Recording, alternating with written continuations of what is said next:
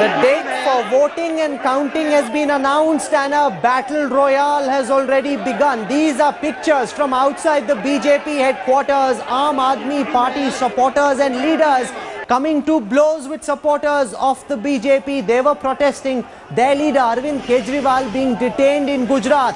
They virtually hijacked the water cannons. There was utter chaos and anarchy outside 11 Ashoka Road. We've been speaking to all the top strategists of the various political parties through the day today. I want to go across live at this time. Joining us from Gurgaon, master strategist of the Aam Aadmi Party, Professor Yogendra Yadav. Professor Yadav, welcome to Headlines today. I want to take you on first on what happened at the BJP headquarters. The manner in which the Aam Aadmi Party supporters reached there, took on the BJP cadre, started throwing chairs around, started coming to blows with BJP workers. Do you think this is the right note on which this election campaign has been started on a day that the date for voting and counting has been announced, sir?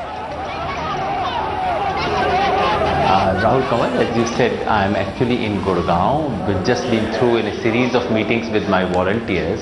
So I do not have access to the facts that you may have. I've just heard from my colleagues. In fact, I was on another channel. And that's where I picked up the few facts I have. The facts that I have with me are the following. That as everyone knows, Arvind Bhai has been traveling to Gujarat. He was going around. This is not our campaign because we don't even have a single candidate in Gujarat yet. He was traveling and he was stopped, he was detained. This former chief minister was taken to Thana for no particular charge. All kinds of things have been made up about it. And Aam Aadmi Party volunteers and some leaders went to protest against that. The information that has reached me so far shows that when they reached BJP headquarter gates, there was violence from within the BJP headquarters. But I also want to take this one by one, starting with what happened in Gujarat. Now the Gujarat police says that once the code of conduct has been announced and that comes into force, the Gujarat police has nothing to do with the Gujarat government because they're reporting then to the election commission. How then can you justify taking on, sir, the Gujarat police for doing their job, because now they're not reporting to Narendra Modi, instead they report to Mr. Sampath and his officers in the election commission, sir? If the election commission says that they had ordered this to be, that they had ordered Mr. Arvind Kejriwal to be detained, let the facts come out. I have not heard any such thing so far, but if there is some such information, please do inform me. I do not know about it. The code of conduct had come into play only a few, maybe just 1 hour before that. If within that 1 hour election commission had started actually controlling, dictating and taking commands of, all that happens with the coming of code of conduct is that police officers are presumed to be on deputation.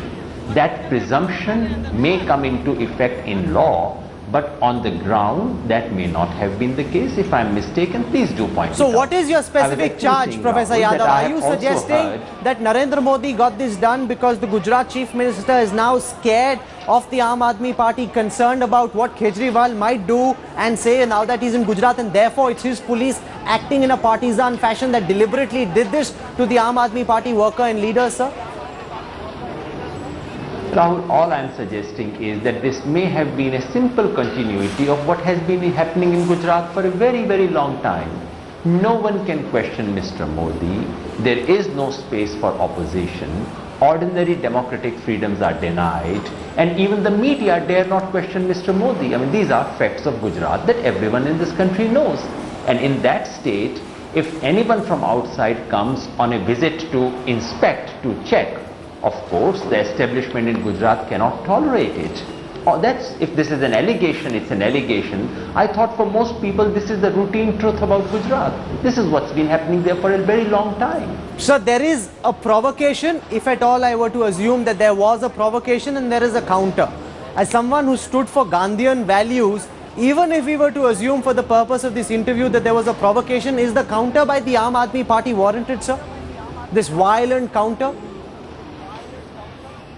I'm astonished because the information with me is the following, and in fact I was on the previous channel, and on that channel, Nalin Kohli, the leader of BJP, actually admitted, I was astonished, he was actually admitting on air that he was using lathi. Now, most BJP workers, RSS workers are trained into using lathi, but I was astonished that he said he had to use lathi.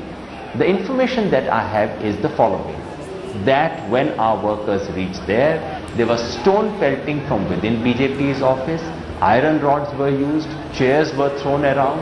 This is the information I have. If you have counter information, if your information suggests that our worker went there and started throwing stones, please inform me, please enlighten me. So there is what you are suggesting, and then there are these pictures that have the Aam Aadmi Party supporters throwing stones, you've got chairs which are being flung. Is that appropriate? Do you think that's okay for the Aam Aadmi Party to have done this, Professor Yogendra Yadav, on the day that the dates for voting and counting have been announced, elections getting off to such an unpleasant, violent start? It is certainly unpleasant. This is certainly avoidable, but you would be in a better shape to tell me, where did these people have chairs standing on the street? Where do these chairs come from? I mean, you would have the entire footage. Please check this out. Sitting here without the benefit of the footage that you have, it is not appropriate for me to pass any judgment. I'm only telling you, this is the information I have received, and if there is a counter evidence, please present it, but please present the entire footage. I would request you, Rahul, in the interest of impartiality, please also show if there is someone throwing the chair. Either he was carrying the chair with him on the street, he may have brought it from the metro station, or the chair may have been thrown from within the BJP headquarters. Where did it come from? Please check it out. Please get the entire episode. I would urge the media, whatever is happening is unpleasant, it is unwarranted, and whoever indulges in violence or counter-violence, both are unwarranted. I heard my colleague Ashutosh saying, we came to protest, this is what happened, stones were thrown, he is himself injured. I heard Rajmohan Gandhi saying that we believe in complete non-violence. Ashutosh also says that. So I do not see what wrong they may have committed, but if they have, please share it with your viewers. But Professor Yadav, some people would say the manner in which this battle was escalated. Now, going and protesting outside the BJP's office is an act of provocation, given what happened in Gujarat. Is it an attempt to try and capture media space on the day the Election Commission has announced the dates for voting, to ensure that you remain center stage, that the other parties don't get as much mileage, and that you hog all the limelight? Is that also what is at play over here, sir?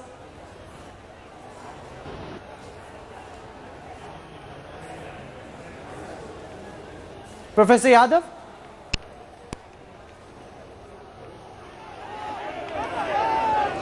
Okay, we seem to be having some problems with that link with Professor Yadav. We'll try and fix this, but for the moment, let me take you back to my colleague Mahrukh. She has some guests and we'll continue this program. Mahrukh, take it away.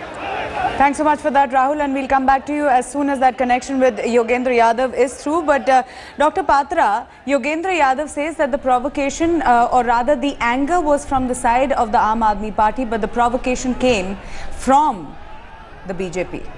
Mahrukh, I would like to be equally sugary and syrupy as Mr. Yadav was. And why are you being personal, no, Dr. Patra? Good. I mean, that is sugar coating and honey coating of the lies. That's what I wanted to say. First and foremost, this is not the way democracy functions.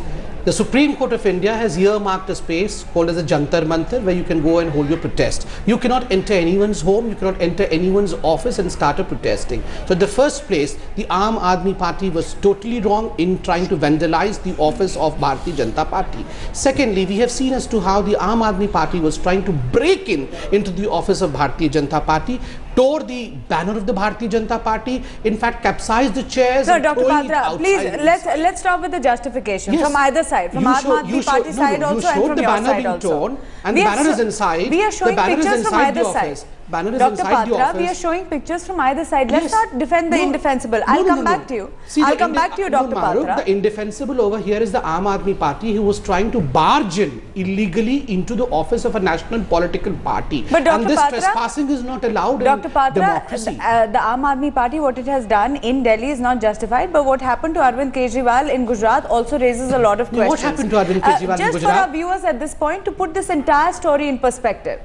The fisticuffs and the open fight between Aam Aadmi Party workers and the BJP that you're seeing on the streets of Delhi outside the BJP headquarters is one part of the story. The story began earlier in the day in Gujarat when Arvind Kejriwal, who's on a road show in Gujarat, was detained by the Gujarat police. Now, the logic being given by the Gujarat government is that now with the model code of conduct in place, the Gujarat police comes under the Election Commission. Shiv Arur is with me at this point and tells us exactly, picture by picture, frame by frame, what happened in Gujarat today. Shiv.